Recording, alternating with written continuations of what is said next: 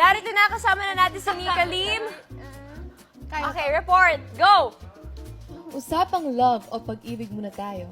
Narito ang isang nakakakilig na balita ngayong araw. Road to Forever na nga ang isang pagkasintahan na matagal man nang naging single na patunayan nilang forever. My forever. Love goes. Habaan mo! Hindi lang yung word. Habaan mo! Awe. Paano daw? Oh, napatunayan nilang Tama! Yun mo yung gusto niya. Sige, go. love goals and plans, mga bigay na pinapangarap lang nila, mga Make, pwede ka lumapit. Pwede mo siya naman sa prompter. Nakakamakas naman ako. Medyo bulag kasi siya. love goals and plans, mga bagay na pinapangarap lang nila makamit noon. Unti-unti nang natutupad ngayon. Sana all! Kaya kung ramdam mong sawi ka sa pag-ibig, just call Joanna's number 0927.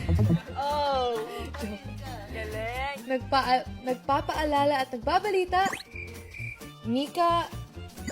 Lim. Ah, Lim, ang surname. Mika Lim.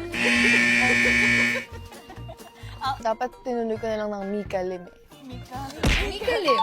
Lim yung surname mo, Bet. Bet, tanggalin mo na ako. Forte ko ang pagsasalit ka, but not in Tagalog, I guess.